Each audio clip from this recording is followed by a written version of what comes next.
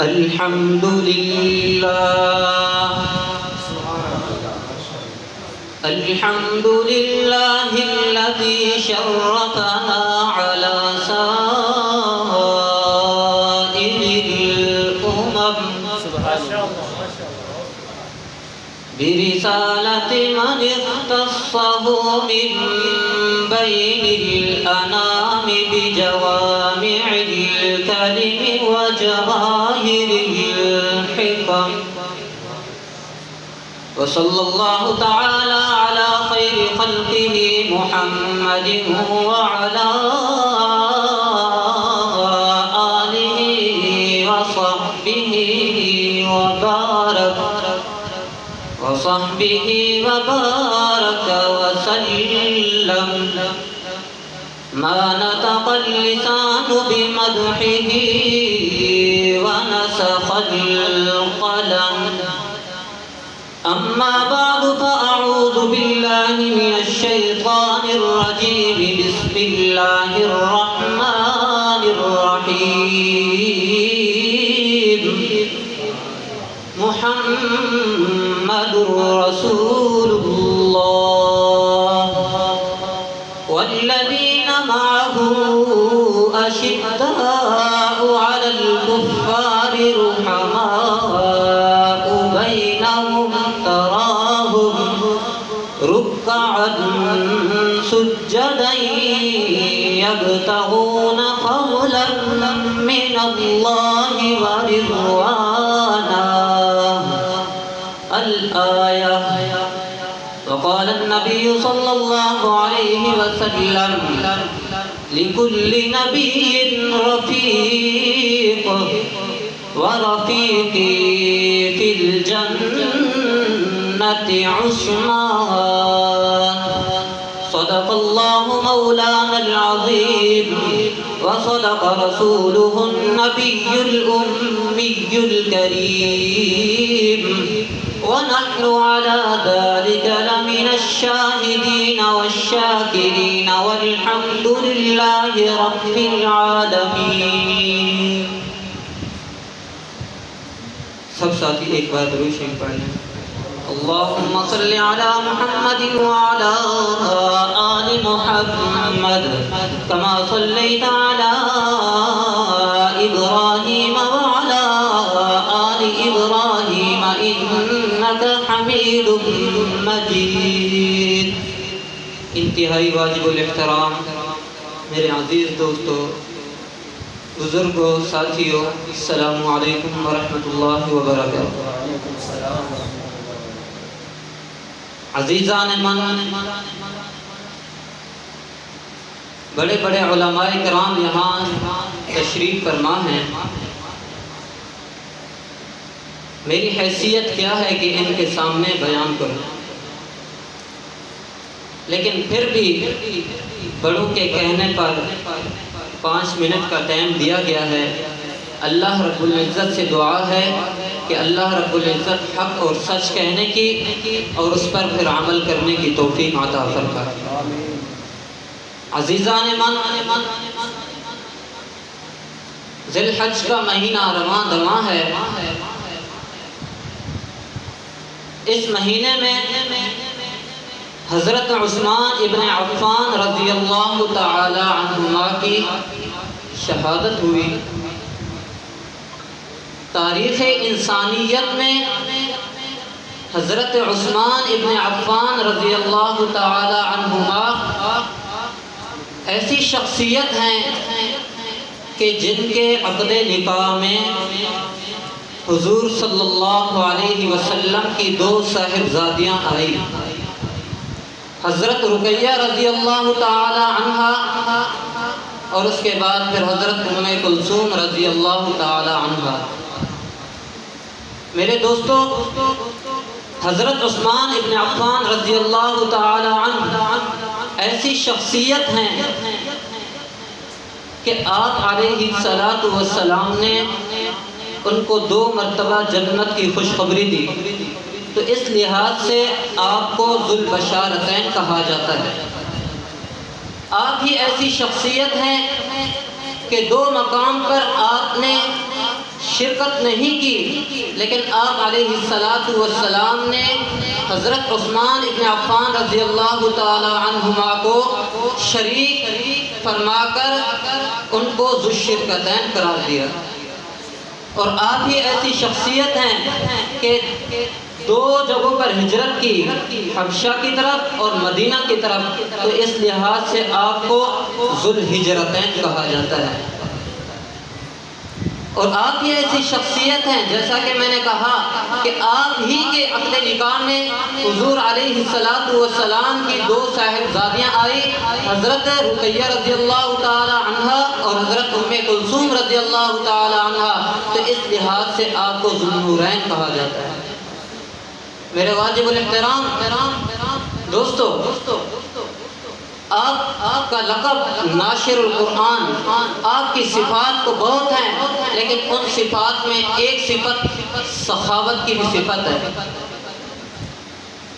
حضرت عثمان رضی اللہ تعالی عنہ چاہے میدان کارساز ہو یا پھر مسجد نبوی کی تعمیر کا معاملہ آ جائے، آپ وہاں پر اپنا مال خرچ کرتے ہیں۔ آپ علیہ السلام غزوہ تبوک کے لیے جا رہے ہیں، چندے کا اعلان کیا، سخت دھوپ والی غزوہ، وہ غزوہ ایسا تھا کہ اس میں پریشانی تھی، کھانے کے لیے کچھ نہیں تھا۔ آپ علیہ السلام نے اعلان کیا، چندہ جمع کیا، حضرت عثمان ابن عفان رضی اللہ تعالی عنہ 800-900 اونٹ اور 100 گھوڑے اللہ کی راہ میں قربان کر دیے۔ اللہ مدینہ میں قحط سالی ہے، کھانے پینے کے لیے کچھ نہیں ہے۔ حضرت ابوبکر صدیق رضی اللہ تعالیٰ عنہ خلیفہ ہیں، لوگ آتے ہیں کہتے ہیں اے اللہ کے پیغمبر کے رسول صلی اللہ علیہ وسلم کے خلیفہ، لوگ بل بلا رہے ہیں، کھانے کے لیے کچھ نہیں ہے، پینے کے لیے کچھ نہیں ہے، لوگ بھوکے مر رہے ہیں، پیاسے مر رہے ہیں۔ حضرت ابوبکر صدیق رضی اللہ تعالیٰ عنہ نے لوگوں کو جمع کیا اور فرمایا کہ شام تک صبر کر لو تو یہ تمہارے لیے بہتر ہے۔ ادھر شام سے مدینہ کی طرف حضرت عثمان ابن عفان رضی اللہ تعالیٰ عنہ کا تجارتی قافلہ آ رہا ہے۔ مدینہ کے تاجروں کو پتہ چلا کہ شام سے مدینہ کے اندر تجارتی قافلہ آ رہا ہے، 100 اونٹ ہیں، 100 اونٹ، ان پر سامان لدا ہوا ہے۔ مدینہ کے سارے تاجر جمع ہو کر حضرت عثمان رضی اللہ تعالیٰ عنہ کے گھر گئے، دستک دی۔ حضرت عثمان بن عفان رضی اللہ تعالی عنہ نے فرمایا کون؟ کہنے لگے مہمان۔ آپ نے فرمایا آ جائیے، تشریف لے آئیے۔ سارے تاجر آ گئے، کہنے لگے اے عثمان، ہمیں پتہ چلا ہے کہ آپ کا تجارتی قافلہ شام سے مدینہ کی طرف پہنچنے والا ہے، ابھی عصر کا وقت تھا، تو کیا ہم یہ سودا نہ کر لیں کہ سارا سامان ہم خرید لیں؟ اور قحط سالی کا زمانہ ہے اور یہی دن ہوتے ہیں کمانے کے، تو صحیح کر ہم کمائیں گے، نفع کمائیں گے۔ حضرت عثمان ابن عفان رضی اللہ تعالیٰ عنہ کہنے لگے اے مدینہ کے تاجروں سنو، تم مجھے کتنا نفع دو گے؟ وہ کہنے لگے ایک کے بدلے میں 2، ایک کہنے لگا ایک کے بدلے میں 3، اور ایک تاجر کہنے لگا ایک کے بدلے میں 5۔ کیا مطلب؟ یعنی اگر کوئی چیز 1 درہم کی ہے یا 1 دینار کی ہے تو پھر ہم آپ کو اس کا ڈبل دیں گے، 2 دینار۔ ایک نے کہا 3 گنا زیادہ، ایک نے کہا 5 گنا زیادہ۔ اللہ اکبر، قحط سالی کا زمانہ ہے۔ حضرت عثمان ابن عفان رضی اللہ تعالیٰ عنہ فرماتے ہیں اے مدینہ کے تاجروں سنو، ایک ایسی ذات بھی ہے، ایک ایسی شخصیت بھی ہے جو مجھے اس سے زیادہ نفع عطا کرتی ہے۔ وہ کون سی شخصیت ہے؟ وہ کون سا آدمی ہے؟ وہ مکہ والے مدینہ والے پریشان ہیں، سوچ رہے ہیں کہ وہ کون سا آدمی ہوگا جو 10 گنا زیادہ نفع دینے کے لیے تیار ہے۔ اللہ حضرت عثمان بن عفان رضی اللہ تعالیٰ فرماتے ہیں، اب ان کا یہ سوال چل رہا، وہ کون سا آدمی ہے؟ وہ سمجھنے لگے کوئی آدمی ہوگا۔ اچھا، انہوں نے یہ بھی کہا کہ مدینہ میں کوئی ایسا تاجر نہیں ہے جو آپ کو ایک کے بدلے میں 10 گنا زیادہ دے گا، ایسا ہے کون؟ وہ ہمیں بتائیے تو صحیح۔ ادھر سے مکہ شام سے تجارتی قافلہ مدینہ کے اندر پہنچ گیا۔ حضرت عثمان ابن عفان رضی اللہ تعالیٰ عنہ نے فرمایا، اے مدینہ کے تاجروں سنو، وہ ایسی شخصیت ہے جو ایک کے بدلے میں 10 گنا زیادہ دیتی ہے، اگر اخلاص زیادہ ہو تو پھر ایک کے بدلے میں 70 گنا زیادہ دیتی ہے، بلکہ اس سے بھی بڑھ چڑھ کر عطا کرتی ہے۔ وہ کون سی شخصیت ہے؟ اب کہنے لگے وہ اللہ رب العزت کی ذات ہے جو ایک کے بدلے میں 70 بلکہ اس سے بھی زیادہ عطا کرتی ہے۔ ادھر سے شام سے مدینہ کے اندر تجارتی قافلہ پہنچا۔ آپ رضی اللہ تعالیٰ نے حکم دیا اپنے غلاموں کو، اپنے خادموں کو کہ جاؤ سارا سامان، گھوڑے، سارے اونٹ وغیرہ لے کر حضرت ابو بکر صدیق رضی اللہ تعالیٰ عنہ کے پاس جاؤ، وہاں جا کر سب غربا، فقراء، یتیم، مساکین پر خرچ کر دو۔ اللہ اکبر۔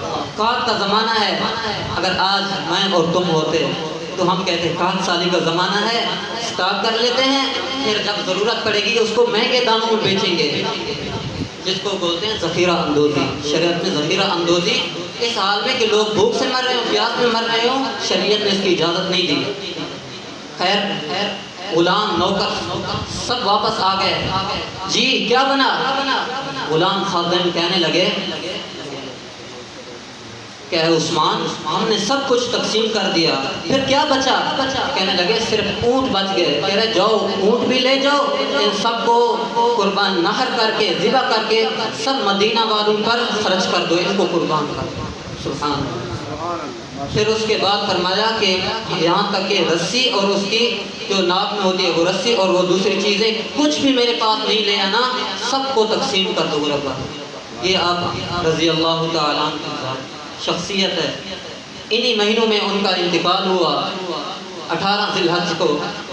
تو ہمیں یہ پیغام ملتا ہے کہ جتنے بھی دنیا سے چلے گئے ہیں، ہمارے بڑے حضرات ہیں، حضرت آدم علیہ السلام سے لے کر آج تک جتنے مسلمان دنیا سے چلے گئے ہیں، سب کے لیے ایصال ثواب پہنچانے کی کوشش کیا کریں، کچھ پڑھ کر ان کی روحوں کو ثواب پہنچا دیا کریں۔ میں اپنی تمام انتظامیہ کا اور منتظمین اور من جملہ احباب کا شکریہ ادا کرتا ہوں۔ وما علینا الا البلاغ۔